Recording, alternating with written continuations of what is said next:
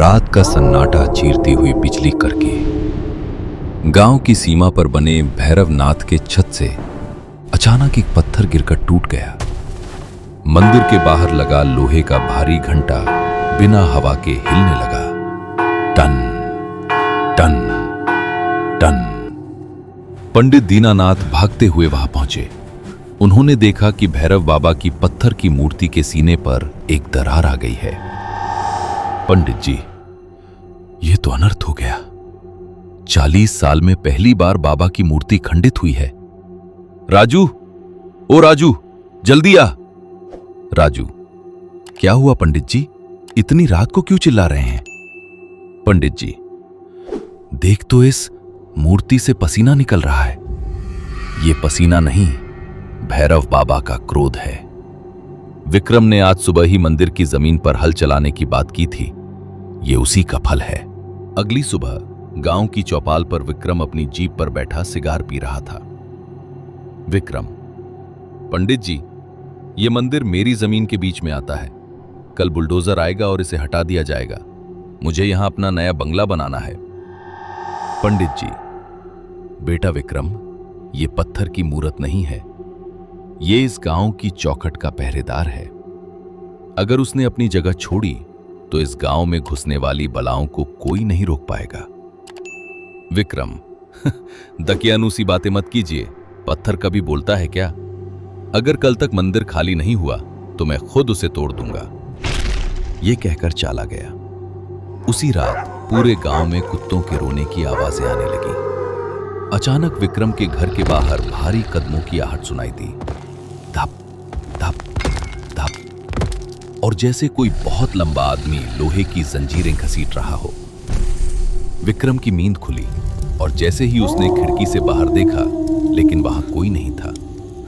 बस जमीन पर बड़े बड़े पैरों के निशान थे जिनमें से धुआं निकल रहा था।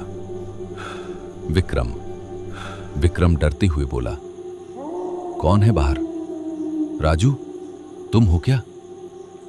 फिर अचानक उसके कमरे का दरवाजा अपने आप खुल गया। हवा का एक ठंडा झोंका अंदर आया और कमरे का तापमान बर्फ जैसा ठंडा हो गया।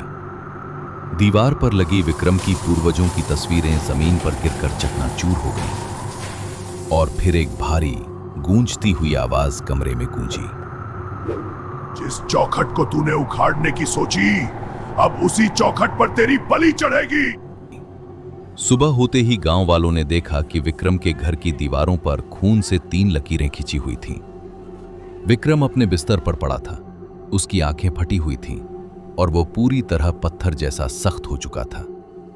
उसके गले पर किसी विशाल हाथ की उंगलियों के निशान थे और गांव का कुआं जो सदियों से मीठा पानी देता था, रातों रात काला पड़ गया। पंडित जी, मैंने कहा था, रक्षक जब भक्षक बनता है तो वह किसी को नहीं छोड़ता। भैरव बाबा ने अपनी सीमा खींच दी है। पूरा गांव हाथ जोड़कर भैरवनाथ के सामने इकट्ठा हो गया। पुजारी ने विशेष मंत्र पढ़ना शुरू किया। ओम नामो भैरव देवाय नमः।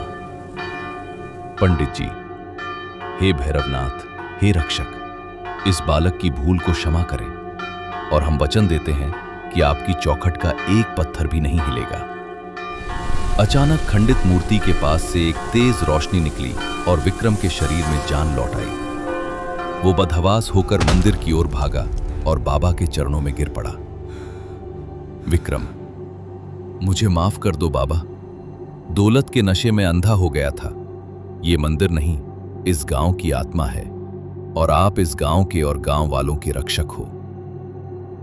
आज भी उस गांव में रात 12 बजे के बाद कोई घर से बाहर नहीं निकलता। लोग कहते हैं कि आज भी एक विशाल परछाई हाथ में जलती हुई मशाल लिए गांव की सीमा पर चक्कर लगाती है। और अगर कोई अजनबी गलत इरादे से गांव में आता है तो उसे आज भी जंजीरों के घिसटने की आवाज सुनाई देती है। इसी और हॉरर स्टोरी देखने के लिए बने रहिए द काला साया।